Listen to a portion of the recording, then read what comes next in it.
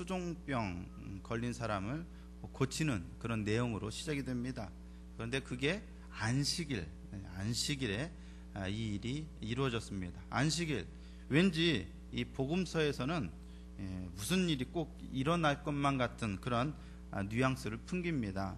아니나 다를까 오늘 본문에서도 이 안식일에 또 하나의 사건이 발생합니다. 수종병. 이 수종병은 몸 안에 액체 성분이 많이 괴어서 몸이 붓는 병입니다. 굉장히 고통스럽고 잘못하면 죽을 수 있는 그런 병에 걸린 한 사람이 나옵니다.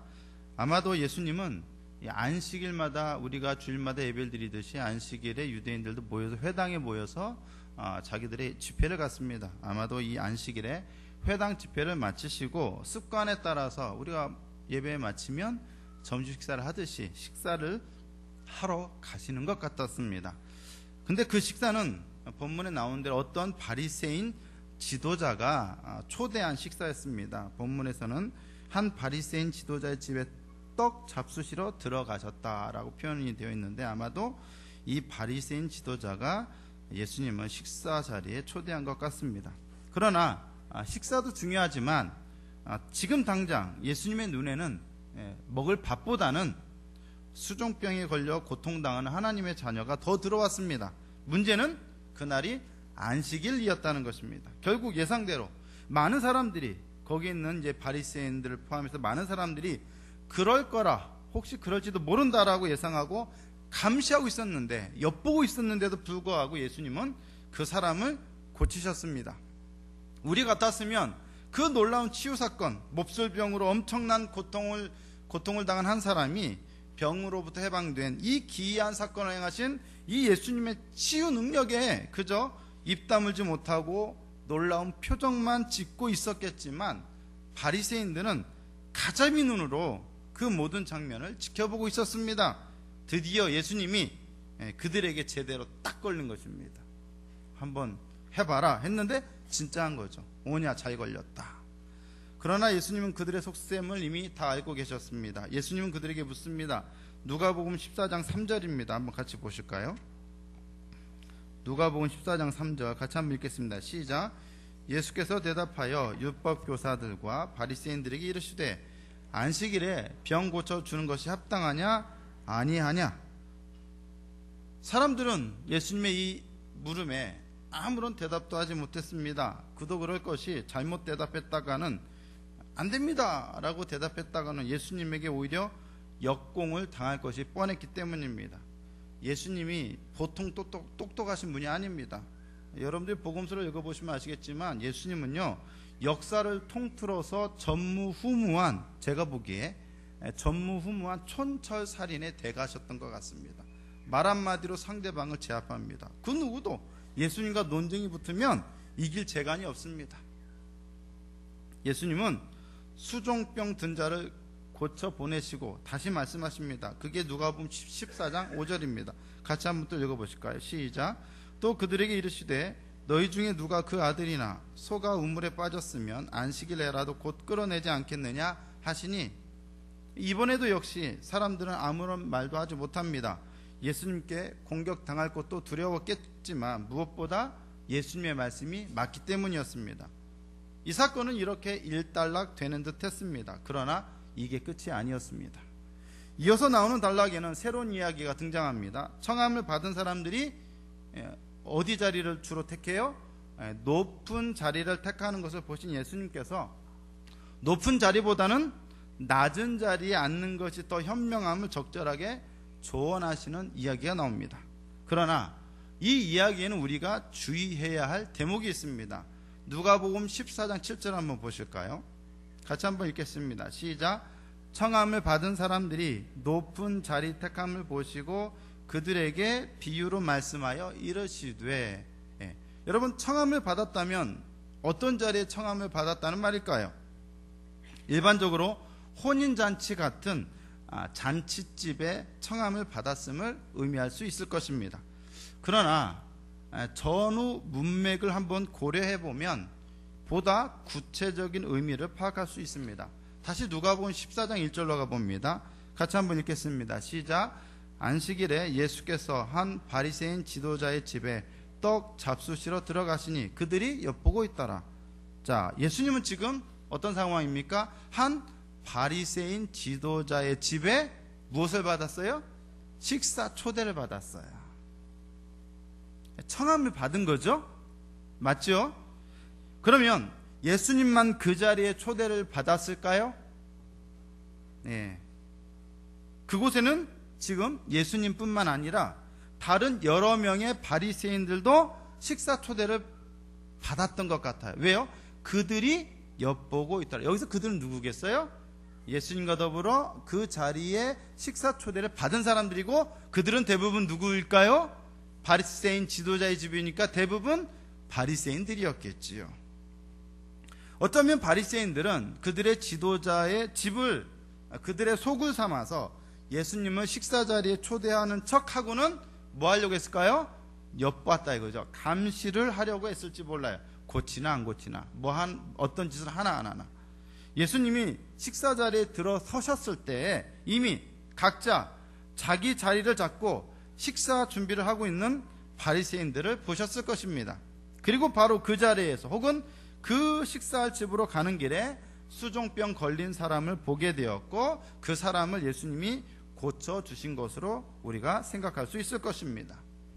상황이 이렇다면 우리는 누가복음 14장 1절에서 6절에 나오는 수종병 걸린 사람을 고친 사건과 누가복음 14장 7절에서 11절에 나오는 청함받은 자들에게 높은 자리보다는 낮은 자리에 앉을 것을 조언하는 이 이야기가 전혀 다른 무관한 이야기가 아니라 한 가지 사건, 즉 수종병자를 치유하신 사건에 대한 예수님의 비유적 해석이라고 봐야 할 것입니다. 누가복음 14장 7절에서도 이 14장 7절의 말씀에 뭐라고 되어 있습니까? 그들에게 뭘로 말씀하셨다고요? 비유로 말씀하셨다고 그래요. 비유예요. 이거는 비유입니다. 문자 그대로 생활의 지혜나 조언보다는 그것을 이용하여 뭔가를 의미하고자 하는 비유예요. 비유. 그러니까 예수님은 수종병 걸린 사람을 치유하는 과정을 통해 있었던 주님과 바리새인들 사이에서 벌어진 긴장을 이 비유로 풀어서 설명하고 계신 겁니다. 그렇다면 누가복음 14장 11절에서 17절은 1절에서 6절에 있었던 사건에 대한 바리새인들의 잘못된 생각을 비유를 들어서 비판하고 있는 것으로 봐야 합니다. 바리새인들은 일반적으로 회당의 상석, 높은 자리를 좋아하는 사람들이었습니다. 누가복음 11장 43절에도 예수님께서 이렇게 비판합니다. 화 있을진저, 누가복음 1장 43절입니다. 화 있을진저 너희 바리새인이여, 너희가 회당의 높은 자리와 시장에서 문안받는 것을 기뻐하는도다. 무엇 때문에 화가 있다고요? 회당의 높은 자리를 차지하는 것 때문에 화가 있대요. 그렇다면 그들은 청함을 받은, 식사 초대를 받은 자리에서도 주로 어디에 앉았을까요?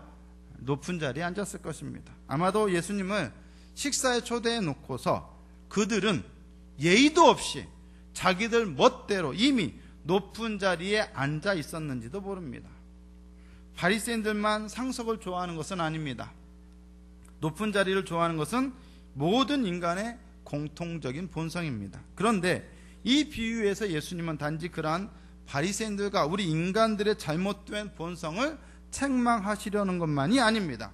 이 비유는 앞의 사건, 즉 수종병을 고친 사건과 연관하여 특별히 잘못된 율법적인 특권 의식과 우월 의식에 빠져 있는 바리새인들을 비판하기 위한 말씀입니다. 바리새인들은 예수님께서 안식일에 병 고치는 것을 몹시 못마땅해 했습니다. 안식일에는 아무 일도 하지 말라라고 하는 계명을 어기게 된다는 것입니다. 그들이 이것을 문제 삼을 수 있었던 것은 계명은 물론이고 안식일도 그들이 아주 잘 지키고 있었기 때문입니다. 자기들은 하지도 않으면서 다른 사람을 비판한다는 것은 있을 수 없는 일이죠. 계명을 지키느냐 안 지키느냐는 문제만 놓고 보면 그들의 주장을 잘못됐다고 말하기는 어렵습니다. 그러나 문제는 그리 단순하지가 않습니다. 당시 팔레스타인의 대부분의 사람들은 안식일을 지키고 싶어도 실제적으로는 지킬 수 없을 만큼 궁핍하고 팍팍한 삶을 살고 있었어요. 그들에게 믿음이 없어서가 아닙니다. 안식일을 지키고 싶어도 도저히 그럴 수 있는 처지가 안 되었기에 지키고 싶어도 지킬 수가 없는 사람들이 참 많았습니다. 율법의 실천은 고사하고 율법을 공부할 기회조차 가질 수 없었던 사람들이 태반이었습니다.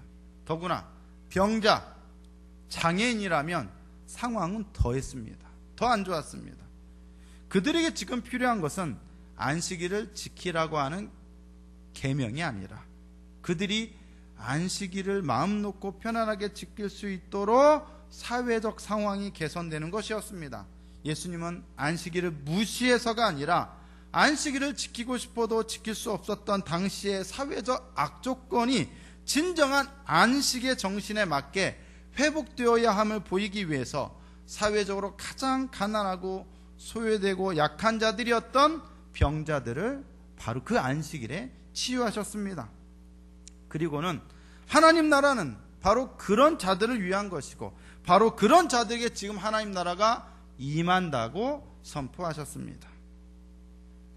바리새인들의 문제는 바로 예수님을 통하여 하나님의 나라가 그런 방식으로 임한다는 것을 보지 못했다는 것입니다. 보지 못할 뿐만 아니라 더 큰 문제는 인정하지 못했다는 거예요. 인정하지를 못했다는 거예요. 하나님 나라는 누구에게 임하냐? 그들같이 안식일도 지키지 않고 계명도 지키지 않고 정결법도 지키지 않는 병자나 죄인이나 창기나 세리들에게 임하는 것이 아니라 율법과 자기들같이 율법과 계명을 잘 지키는 사람에게 임한다라고 고집하고 있었기 때문입니다.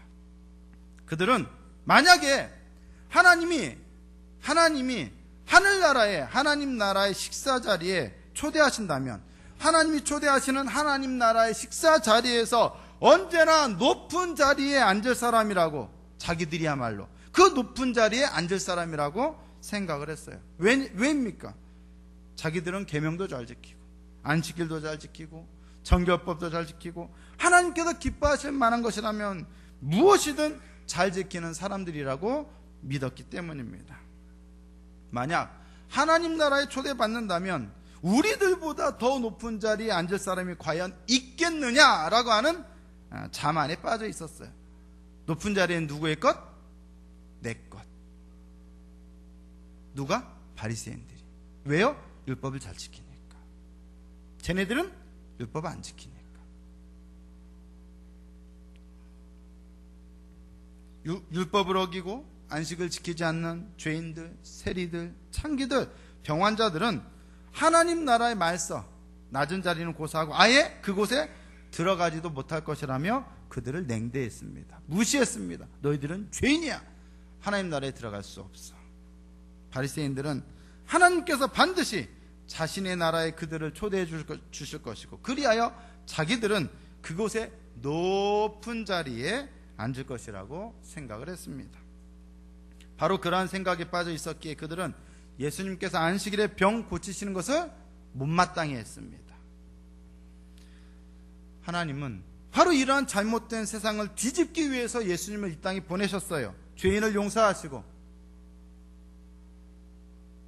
병자를 치유하시고 악한 자들을 물리치시고 비천한 자들을 높이기 위해서 하나님은 예수님을 통해 하나님 나라를 선포하게 하셨습니다.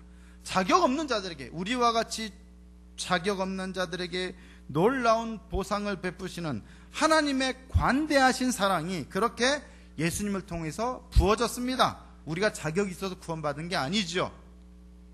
우리가 예배 자리에 들어올 만큼 합당한 자리에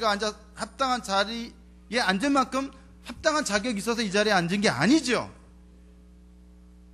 그러나 바리새인들은 율법주의에 빠져 그저 자기 공로로 얻은 높은 자리, 내가 율법을 잘 지키고 계명을 잘 지키고 안식일을 잘 지키고 정결법을 잘 지켰기에 얻을 수 있는 그 높은 자리만을 탐내는 자들이었어요.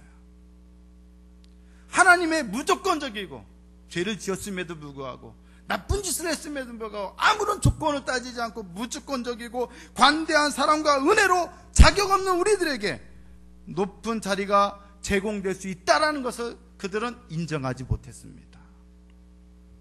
자기들이 차지하고 싶어하는 높은 자리를 하나님의 은혜가 아니고는 도저히 살아갈 수 없는 죄인들, 병자들, 바로 그러한 자들을 위해서 하나님께서 지금 준비하고 계신다는 사실을, 예수님을 통하여 준비하고 계신다는 사실을 보지 못하고 여전히 그 자리는 누구 것? 나의 것, 자기들 것이라고 착각하고 있었어요. 그들은 하나님께서 허락하시지 않았는데도 마음대로 높은 자리에 자기들 마음대로 올라앉아 있었어요. 율법의 심판자 노릇을 했죠. 안식일에 병자를 치유하시는 예수님을 제멋대로 판단했습니다. 높은 자리에 올라가 있습니다. 그러나 이제 하나님은 비유에서 말씀하신 대로 높은 자리에 자기 멋대로 올라가 앉아있는 사람에게 집주인이 뭐라고요? 내려가 앉으라. 이제 하나님은 그들에게 뭐예요? 내려가 앉으라고. 어디에? 끝자리에 가서 앉으라고 명하실 거예요. 이제 누가 부끄러움을 당해요? 죄인들, 세리들, 창기들, 병환자들이 아니라 누구? 높은 자리를 고집하고 탐냈던 바리새인과 같이 율법적 우월주의와 율법적 교만에 빠져있던 자들이 이제 부끄러움을 당하게 돼요. 그들은 높은 자리가 아니라 낮은 자리로 물러날 겁니다. 높은 자리는 결코 그들을 위해 준비된 자리가 아니었습니다. 그 자리는 오직 어떤 사람에게? 하나님의 풍성하시고 자비하시고 관대하시고 넉넉한 그 하나님의 은혜를 사모하는 모든 자들을 위해, 우리와 같은 죄인들을 위해 준비되었던 것입니다. 바리새인들처럼 마냥 나 자신이 하나님의 은총을 받을 자격이 있다고 여긴다면, 나는 믿음이 좋아, 나는 원래 하나님을 사랑할 수밖에 없을 만큼 나는 잘났어, 하나님 나를 사랑하시지 않으면 누굴 사랑해? 라고 여긴다면 그는 이미 하나님의 은총과 사랑과 자비가 필요 없다라고 선언하는 것이나 마찬가지입니다.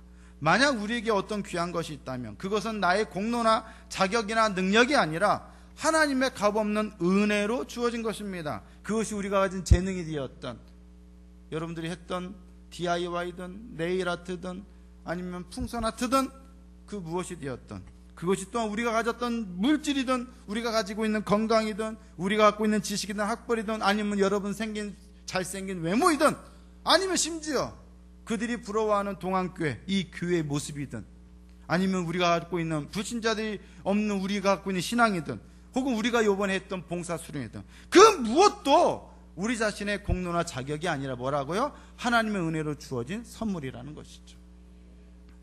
선교란 바로 우리에게 주어진 이러한 하나님의 은혜의 선물을 하나님의 은혜가 전적으로 필요한 다른 사람들에게 전달하는 것입니다. 그것은 결코 우리의 우월함이나, 야 우리 교회는 이런 일도 해, 야 우리 교회는 이런 교회야, 야 우리는 이런 성도야, 야 우리 청년은 이런 청년회야 라고 하는 우월함이나 탁월함을 뽐내는 것일 수가 없습니다. 작은 교회가 우리 교회보다 못하거나 작은 교회 성도가 우리보다 못난 성도라서가 아니라 우리에게 주어진 하나님의 은혜의 선물이 그들에게 전달되기를 하나님께서 기뻐하시기에 그저 전하고 나누는 것입니다. 마찬가지로 불신자들보다 우리가 나은 사람이거나 자격이 있는 자이거나 선한 사람이라서가 아니라 그들이나 우리나 모두 하나님의 은혜의 복음이 아니고는 살 수 없기 때문에 우리는 복음을 전하는 것입니다. 선교 그리고 전도에는, 복음 전도에는 그 어떠한 공로주의나 높은 자리 의식이 차지할 공간이 있을 수가 없습니다.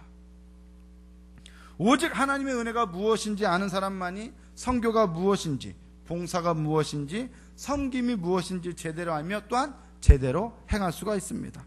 우리는 하나님께서 초대하신 식사 자리에 높은 자리에 앉을 만큼 자격이 있는 자들이 아닙니다. 우리가 봉사 수련을 잘했기 때문에, 우리가 예배를 잘 드리기 때문에, 우리 교회가 좋은 교회이기 때문이 아니라 오히려 우리는 높은 자리가 아니라 낮은 자리, 끝자리에 앉아야 할 만큼 원래는 자격이 없는 교회였고, 자격이 없는 성도였고, 자격이 없는 인생이었고, 자격이 없는 청년부였습니다.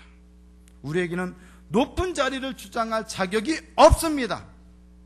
그럼에도 불구하고 우리가 높은 자리에 앉을 수 있다면 그것은 전적으로 우리 자신이 그 자리를 내 거예요, 나한테 주세요 라고 주장하기 때문이 아니라 하나님께서 끝자리에 앉아야 할 우리를 그 자리로, 높은 자리로 올라와 앉으라라고 인도해 주시기 때문이에요. 우리에게는 자격이 없어요. 우리에게는 끝자리만이 우리의 주어질 자리예요. 끝자리만이 우리 자리예요. 그것을 인정할 때 하나님은 우리에게 높은 자리를 주셔요. 선교할 기회를 주죠. 봉사할 기회를 주죠. 섬길 수 있는 기회를 주죠. 누구를 섬길 수 있는 재능도 주고 능력도 주고 재물도 주고 지식도 주고 교회도 부흥시켜 주시고 교육부서도 부흥시켜 주신다는 거예요. 이렇게 우리는 하나님의 사랑과 은혜로만 살 수 있고 선교할 수 있고 봉사할 수 있는 것입니다. 하나님의 관대하신 사랑, 관대하신 은혜를 사모하시기 바랍니다. 앙망하시기 바랍니다. 그리고 언제나 우리 자신은 높은 자리가 아니라 끝자리에 앉을 만큼 자격이 없는 자인 것을 인정하시기 바랍니다. 모든 것은 하나님의 은혜였음을 고백하시기 바랍니다. 끝자리에 앉는 마음, 끝자리에 앉는 마음으로 우리가 하나님 앞에 서지 못하면 우리는 높은 자리를 주장했던, 높은 자리를 탐냈던 누구와 똑같아요? 바리새인들과 똑같이 잘못된 오류를 범할 수가 있어요. 우리 교회는 이런 교회야, 우리 청년부는 이런 청년부야, 뽐내고 내가 남보다 나았다라고 하는 뭔가를 주장하고 싶어 할 것입니다. 여러분, 바로 끝자리, 바로 거기에 우리의 마음이 가 있을 때에만 우리의 신앙도, 우리의 섬김도, 우리의 선교도 제대로 이루어질 수 있습니다. 많은 사람들이 왜 교회에서 분란을 일으킵니까? 왜 많은 교회가 분란이 일어납니까? 서로 높은 자리를 고집하기 때문이에요. 뭐 헌금을 많이 냈다, 나는 장로다, 나는 권사다, 나는 집사다, 나는 뭐 목회자다, 나는 회장이다, 나는 부장이다. 높은 자리를 고집하며 그렇기 때문에 자기가 높은 자리에 앉아야 한다라고 높은 목소리를 내기 때문에 분란이 일어나죠. 그러나 오히려 사실 교회는 거꾸로 가야 돼요. 높은 자리에 올라가 있을수록 겸손하고 낮아져야 하며 목소리를 크게 내기보다는 작게 내야 합니다. 그럴 때 끝자리에 앉는 마음, 그런 마음가짐을 가질 때 교회는 하나님께서 기뻐하시는 하나님 나라가 되고 성장하게 되고 부흥하게 되고 우리의 섬김과 나눔과 봉사는 의미가 있는 거예요. 나의 자리는 언제나 끝자리입니다. 그리고 사실 그것조차도, 그것이 하나님의 나라의 끝자리라면 그것조차도 하나님의 놀라운 은혜임을 고백해야 합니다. 우리 동안교회가 이 강동 지역에서 차지할 자리는 어디입니까? 높은 자리가 아니라 낮은 자리입니다. 여러분의 기관, 여러분의 부서가 우리 동안교회에서 차지할 자리는 어디입니까? 높은 자리가 아니라 낮은 자리입니다. 우리 직분자들이 우리 교회에서 차지할 자리는 높은 자리, 섬김받고 인정받고 존중받는 그런 자리가 아니라 낮은 자리, 보이지 않는 낮은 자리, 끝자리입니다. 우리 청년부가 이 세상에서 땅끝으로 나가라고 할 이 세상에서 차지할 자리는 세상의 높은 자리가 아니라 세상의 가장 끝자리, 낮은 자리인 것을 인정하시기 바랍니다. 봉사순회 잘 끝냈다고 어깨 힘들어가지 말고 이게 시작이고 더욱더 하나님께 기뻐하시는 또 다른 일을 위해서 이제 끝자리에 앉는 마음으로 어떻게 해야 돼요? 준비해야 돼요. 하나님의 은혜야. 그렇기에 이 일을 이룰 수 있었어. 이제 또 다른 선물을 세상에 나누도록 하자. 이러한 마음으로 끝자리에 앉는 마음으로 하나님 앞에 서시는 우리 모든 동안교회 성도들 여러분, 또 우리 동안교회 청년 여러분이 되시기를 예수님의 이름으로 간곡히 부탁을 드립니다. 기도하겠습니다. 하나님 감사합니다. 끝자리에 앉는 마음, 그것이 바로 전적으로 하나님의 은혜만을 구하는 마음이며 하나님의 은혜로만 우리가 이 자리에 설 수 있었음을 고백하는 마음인 것을 믿습니다. 하나님, 높은 자리를 고집했던 바리새인들의 어리석음을 되풀이하는 우리 동안교회와 우리 모든 성도와 우리 청년들이 되지 않게 하여 주시옵소서. 우리가 이 자리에 있을 수 있었던 것 전적으로 하나님의 은혜였음을, 자격 없는 자에게 주어진 하나님의 크신 사랑이었음을 고백하며 날마다 주님을 찬양하고 주님께서 베푸신 은혜에 합당하게 그 은혜에 합당한 섬김의 삶, 봉사의 삶, 또한 선교의 삶을 살아갈 수 있는 우리 모두가 되게 하여 주시옵소서. 감사합니다. 예수님의 이름으로 기도드리옵나이다. 아멘.